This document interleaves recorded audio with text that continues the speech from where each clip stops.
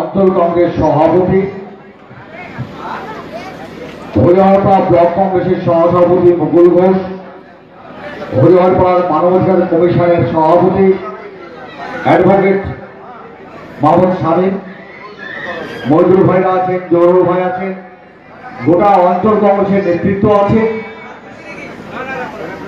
সমস্ত কংগ্রেস কর্মীরা আছেন এবং কংগ্রেস করেন না এমন অনেক মানুষও আশেপাশের চায়ের দোকানে চা খাচ্ছে। তাদের প্রত্যেককে অনেক অনেক সালাম নমস্কার জানিয়ে দু চারটি কথা বলবো। খুব বেশি বক্তব্য রাখা যাবে না, কারণ এশার নামাজ আদায় হয়ে গিয়েছে, একটু পরে জামাত শুরু হবে, তার আগেই বক্তব্য শেষ করা উচিত।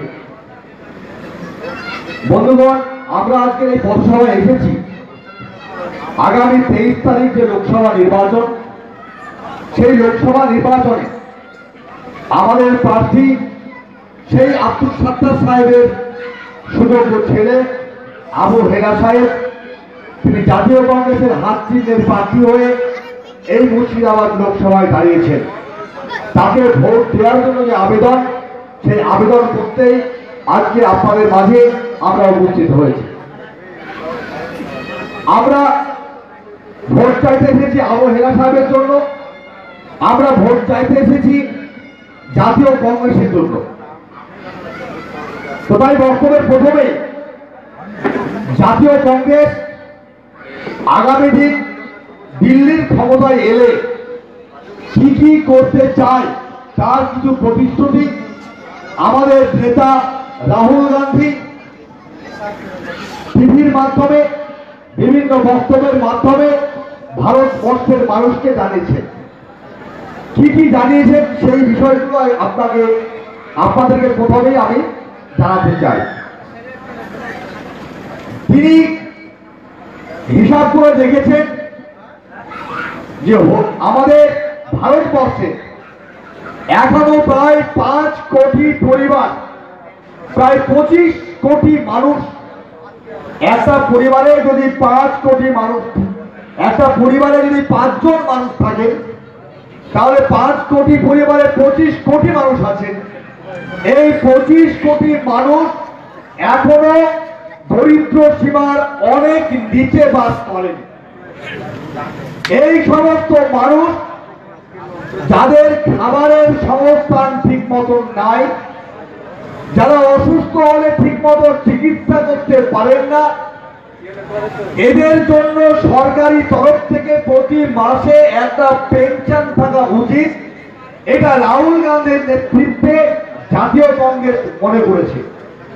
তাই তিনি ঘোষণা করেছেন, যদি জাতীয় কংগ্রেস ভারতবর্ষের ক্ষমতায় আসে এবার লোকসভায়, তাহলে সেই 5 কোটি পরিবারকে, যারা ভারতের দরিদ্র সীমার নিচে বাস করে, তাদের প্রত্যেকটা পরিবারকে প্রতি মাসে 6,000 টাকা করে পেনশন দেওয়া হবে। অর্থাৎ বছরে প্রতি বছর 72,000 টাকা পেনশন সেই সমস্ত পরিবারকে দেওয়া হবে। এইটা হলো প্রথম প্রতিশ্রুতি। দ্বিতীয় প্রতিশ্রুতি কি দিয়েছেন? ভারতবর্ষে যত কৃষি লোন আছে, চাষ করার জন্য যত মানুষ ব্যাংক থেকে লোন নিয়েছে, সমস্ত কৃষি লোনকে মাফ করে দেওয়া হবে।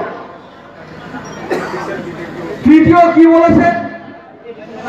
পড়াশোনা করার জন্য বহু ছাত্র ব্যাংকে লোন নেয়, তো যে সমস্ত ছাত্র ছাত্রী পড়াশোনা করার জন্য ব্যাংক থেকে লোন নিয়েছে, সমস্ত শিক্ষা লোন ভারতবর্ষের মাফ করে দেওয়া হবে।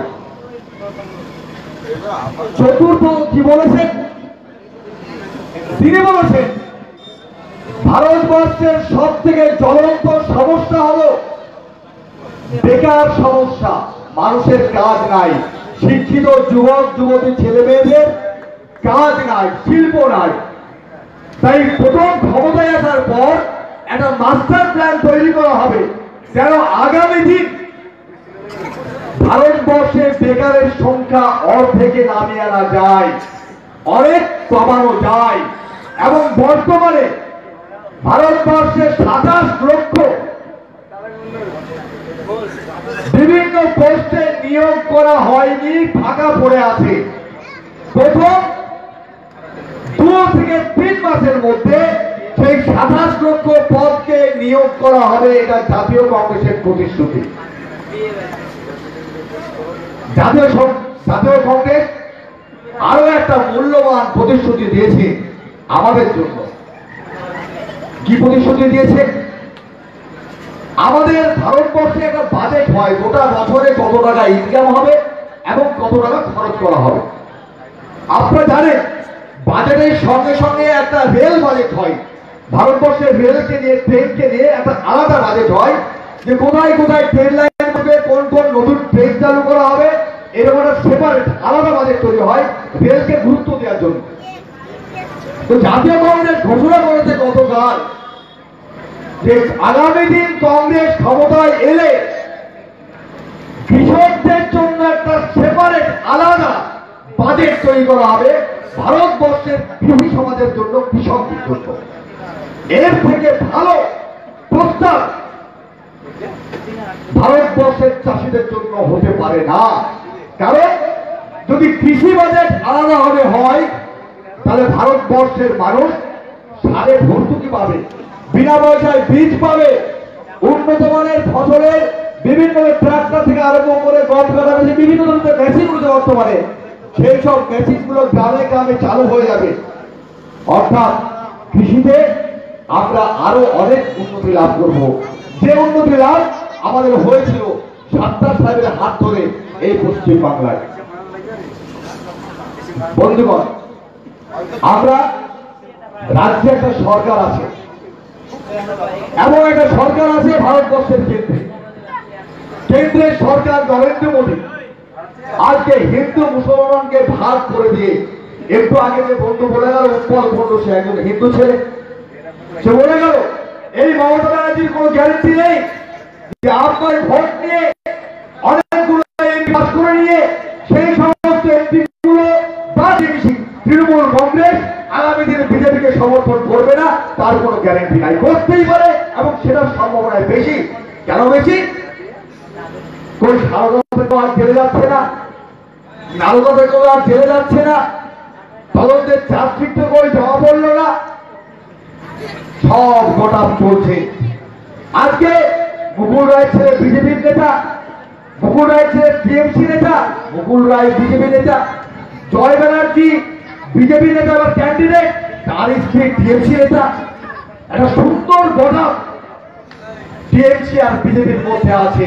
মাঝে মাঝে নকল পশ্চিম বাংলার সংখ্যালঘু মানুষকে ভাওতা দেওয়ার জন্য, চোখে চশমা পরানোর জন্য মাঝে মাঝে টিএমসি আর বিজেপি যুদ্ধ খেলা করে। সেই খেলা দিয়ে মমতা ব্যানার্জি ভাবে যে সংখ্যালঘু ভোটটা আমরা পাবো।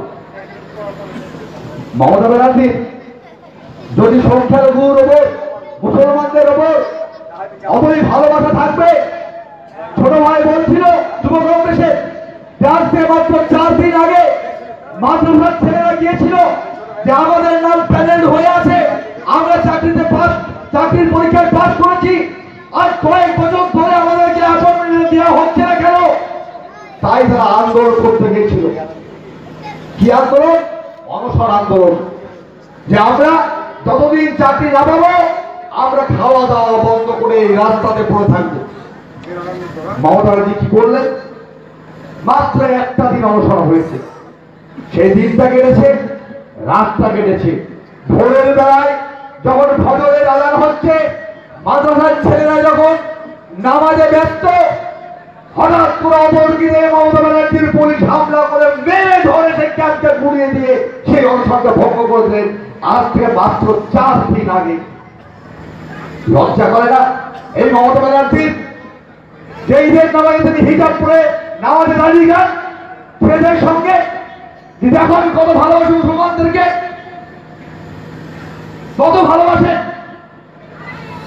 একটা হিসাব শুধু যখন কংগ্রেস সরকার ছিল পশ্চিম বাংলায় সিদ্ধান্ত শঙ্করের আমলে, সাত্তার সাহেবের আমলে, তখন পশ্চিম বাংলায় মুসলমানের চাকরি ছিল 8.7%। অর্থাৎ 100 জন মানুষ চাকরি করলে তার মধ্যে প্রায় 9 জন ছিল মুসলমান। যখন বামফ্রন্ট ক্ষমতা এলো, এই পার্সেন্টেজটা কমে গিয়ে হলো 4.1%, 4.1%, অর্থাৎ 100টাতে 4টে। আর আজ দিদির যুগে মমতা ব্যানার্জির সময় সেটা কত? 1.76%, 2%ও না। 100টাতে 2টো মুসলিমেরও চাকরি নাই। আর মমতা ব্যানার্জি বলছেন তিনি সংখ্যালঘুদের জন্য কত কাজ করে আসছেন, এত তরলতা। ঠিক না জানা? তিনি তো বলেছিলেন 10,000 মাদ্রাসার অনুমোদন দেব, একটাও দিয়েছেন। বরং আজকে 7 বছর ধরে মাদ্রাসাতে কোন শিক্ষক নিয়োগ হয়নি। আর 2 বছর এই শিক্ষক নিয়োগ যদি না হয়, তাহলে পশ্চিম বাংলার অর্ধেক মাদ্রাসায় উঠে যাবে। নিয়োগ তো দূরের কথা, অনুমোদন তো দূরের কথা, মাদ্রাসাগুলোকে তুলে দেওয়ার ব্যবস্থা করেছেন মমতা ব্যানার্জি। আগামী দিন আর কটা মাদ্রাসা টিকে থাকবে বলা খুব মুশকিল। আর তিনি আমাদেরকে কি শিখিয়েছেন? ভোট দেওয়া যাবে না, আমি যা বলবো তাই হবে। আরে টিএমসি এরা ভূষা বলতে বলে তো পারে গেছে দিয়ে দেবো, এত পাওয়ার দিয়েছে মমতা ব্যানার্জি। আজকে পঞ্চায়েত ভোটে পুলিশকে দিয়ে, টিএমসির মস্তানদেরকে দিয়ে কি করালে? একজন কংগ্রেস থেকে, কেউ সিপিএম থেকে, কেউ এসোসিয়াই থেকে নমিনেশন ফাইল করতে গিয়েছিল, নমিনেশন ফাইল করতে পারেনি। যারা বহু কষ্টে করে ফেলেছিল, এই বাংলার পুলিশ বাহিনীকে দিয়ে রাত্রের বেলায় তাদের বাড়িতে দরজায় ধাক্কা মারতে মারতে এই বাংলার পুলিশ বলেছে কাল সকালে গিয়ে নাম উল্টো করে আনবে। তোমার কত ক্ষমতা? কালকে তো আবু হেরা সাহেব নমিনেশন ফাইল করেছে, করে কালকে গেল না নমিনেশন উল্টো করে বলতে, ফাইল করতে দিব না বলতে গেল না। আমি চ্যালেঞ্জ করছি, চলো কত ক্ষমতা তোমাদের? নমিনেশনকে বন্ধ করতে হবে। আবু হেরা সাহেব নমিনেশন ফাইল করেছে, পতন্দ্র সাহেব করেছে, তো ওই তাদের বাড়ি বাড়ি চলো, কাল সকালে উল্টো করতে হবে। কত ক্ষমতা দেখে নেই? লজ্জা করে না? মানুষের ভোট দেওয়ার অধিকারটাকে কেড়ে নিতে চাইছে টিএমসি। ভোট দেওয়ার অধিকার শুধু নয়, আপনি কি ব্যবসা করবেন সেটাও ঠিক করে দেবে টিএমসি। জমিতে কি চাষ করবেন সেটাও ঠিক করে দেবে টিএমসি। আপনাদেরকে গিয়ে টিএমসি নেতাদেরকে হুজুর হুজুর বলতে হবে, আর গিয়ে পায়ে পায়ে সেই পানি খেতে হবে। এই জায়গায় নিয়ে দেওয়া গেছে টিএমসি। সোনারপুরে কোন টিএমসি মেম্বার, তার একটা ভাড়া আছে, সেটা টিএমসি করবে না বলেছিল না, কি যাওয়ার একটা ঘটনা ওদের ব্যাপারে অত মাথা যাওয়া নাই, ওই লোক কিছুটা বলেছিল। তো তার ভাড়াটাই বন্ধ করে দেওয়া হয়েছিল 1 মাসের জন্য। মানে ব্যবসা করলেও টিএমসি পারমিশন দেবে তো এই ব্যবসাটা হবে। আমি শুধু আবেদন, শহর বাসার মানুষকে আমি একটা আবেদন নিয়ে এসেছি রায়পুর অঞ্চলের মানুষের কাছে। দেখুন, মানুষের জন্মগত অধিকার হলো কথা বলতে পারার অধিকার, খাবারের অধিকার, চলাফেরার অধিকার, কথা বলতে পারার অধিকার।